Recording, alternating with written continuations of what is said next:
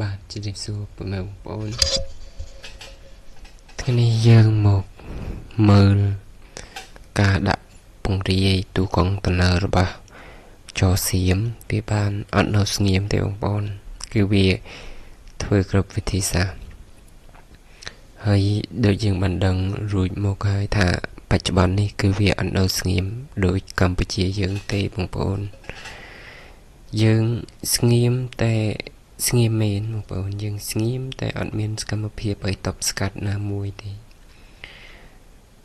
នៅតាមបណ្ដាព្រំដែនប៉ុន្តែចោសៀមវាអត់ស្ងៀមទេបាទវាអត់ស្ងៀមទេគឺវាបានកំទេចផ្ទះប្រជាពលរដ្ឋបានកំទេចផ្លូវបានវាបានសាងសង់លិនឋានលើដីខ្មែរឈូសឆាយប្រទេសសម្បែងប្រជាពលរដ្ឋខ្មែរហើយ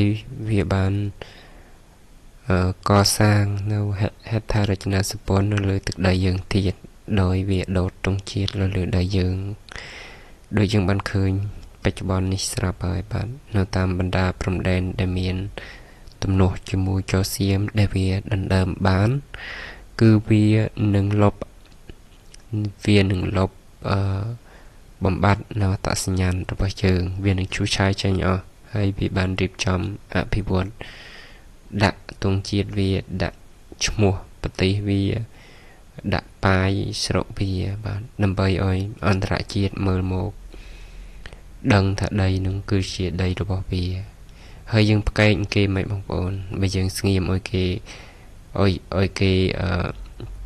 កសាងឲ្យគេធ្វើអីតាមពើចិត្តតាមតំណែងចិត្ត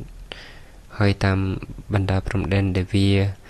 បានដណ្ដើមបានដីខ្មែរប្រមាណហ្នឹងគឺវាយកទូកុងតឺន័រដាក់ធ្វើជារបងព្រំដែនតែម្ដងបាទហើយមានទាំងបណ្ដាលូសថែមទៀតហើយបច្ចុប្បន្ននៅទីក្រុងបាងកកកំពុងតែរៀបចំនៅការបោះឆ្នោតជ្រើសរើសនាយករដ្ឋមន្ត្រីហើយក្នុងនោះដែរគឺបើសិនជាអនុទិនវាបានប្រកាសហើយថាបើជួបវាគឺវានឹងមិនព្រមចរចាជាមួយកម្ពុជាហើយមិនបើកព្រំដែនជាមួយកម្ពុជាហើយដីដែល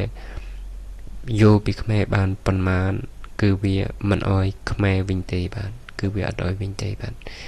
អានឹងគឺវាកំពុងតែឃោសនារកសម្លេងឆ្នោតដើម្បីឲ្យប្រជាជនវាគ្រប់គ្រងវាបោះឆ្នោតទៅវាហើយវានឹងមក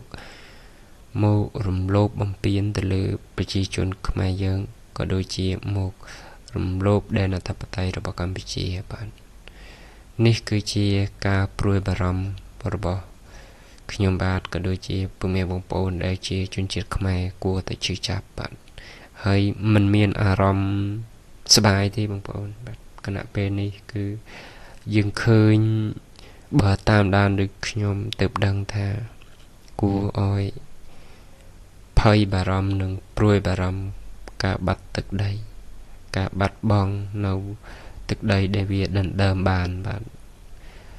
ការបាត់បង់នេះមិនថាច្រើនទេសូម្បីតែមួយចង្អាមពីរចង្អាមក៏យើងមានការសោកស្ដាយបាទមានការសោកស្ដាយតែនេះគឺច្រើនមែនទែនដែលវាដណ្ដើមបានបាទរាប់10គីឡូម៉ែត្ររាប់10គីឡូដីបាទដូច្នេះហើយបងប្អូនសង្ឃឹមថាលំមយើងទាំងអស់គ្នានឹងជួយគិតជួយត្រិះរិះរកវិធីណាដើម្បីការពារទឹកដីរបស់យើងទៅលើដែនអធិបតេយ្យរបស់ប្រទេសកម្ពុជាយើងបាទសង្ឃឹមថានេះគឺជាឱកាសមួយដែលកម្ពុជាគួរតែសម្លឹងមើលដែរដែលថៃវាកំពុងតែបច្ចុប្បន្ននេះវាស្ងាត់នេះដោយសារអីបងប្អូនដោយសារវាកំពុងតែបោះឆ្នោតបាទបោះឆ្នោតបើសិនជាអាចយើងពេលវាកំពុងបោះឆ្នោតស្ងៀមស្ងាត់អញ្ចឹងយើងគួរតែធ្វើនៅគេហៅថាសកម្មភាពណាមួយដើម្បីបានទឹកដីមកយើងវិញនោះទៅជាការល្អបាទអញ្ចឹងយើងមើលព័ត៌មានបន្តិចបាទទូកុងតឺន័រយោធាថៃដាក់ កាត់ទៅទាំងផ្លូវជាតិលេខ58ហ៊ុំពាត់ភូមិជោគជ័យកម្ពុជាយោធានៅជួរមុខប្រាប់ថាកុងតឺន័រនេះយោធាថៃទៅដាក់ក្រោយអនុវត្តបទឈប់បាញ់នៅថ្ងៃទី27ខែធ្នូឆ្នាំ2025កន្លងទៅនេះបាទយើងឃើញថាទូកុងតឺន័រហ្នឹងគឺបន្ទាប់ពីបទឈប់បាញ់គឺវាដាក់រហូតបងប្អូនខ្ញុំអត់យល់ដែរមិនដឹងថាយើងគិតអីបាទខ្ញុំអត់បន្ទោសមិនទេបាទប៉ុន្តែខ្ញុំកំពុងអាចឆ្ងល់បងប្អូនមានឆ្ងល់ដូចខ្ញុំអត់បាទខាងពេលចរចាបាត់ឈប់បាញ់យើងអត់ធ្វើសកម្មភាពអីសោះប៉ុន្តែចូលសៀមវាធ្វើសកម្មភាពគ្រប់បែបយ៉ាងទៅលើទឹកដីខ្មែរពេលខ្មែរយើងអត់ធ្វើអីសោះបាទអានេះគួរតែពិចារណាគិតគូរឡើងវិញបាទការដាក់ពង្រាយទូកុងតឺន័របានកាត់ផ្ដាច់ផ្លូវធ្វើដំណើរពីទីប្រជុំជនក្រុងប៉ោយប៉ែតទៅក្រុងសំរងខេត្តឧត្តរមានជ័យបាទមិនចិត្តទេបងប្អូនបាទពីក្រុងប៉ោយប៉ែតទៅក្រុងសំរងឧត្តរមានជ័យហ្នឹងរាប់សិបគីឡូដែរណាបងប្អូនហើយវាដាក់យោតែម្ដងបាទដាក់យោតែម្ដង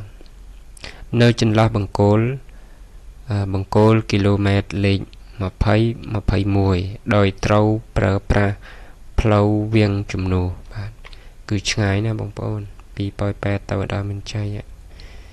ហើយដីខ្មែរយើងមិនដឹងមិនដឹងមកទេបាទអរគុណច្រើនបងប្អូនសម្រាប់ការតាមដានព័ត៌មានថ្ងៃនេះខ្ញុំសូមបញ្ចប់ប៉ុណ្ណេះបាទខ្ញុំនឹងអរគុណសម្រាប់ការតាមដានកុំភ្លេចជួយ like subscribe ជួយ share ផងបាទខ្ញុំនឹងឆ្លៀតដើម្បីធ្វើនៅព័ត៌មានចែកជូនពីបងប្អូនទាំងអស់គ្នាទៀតបាទសូមអរគុណសូមជម្រាបលា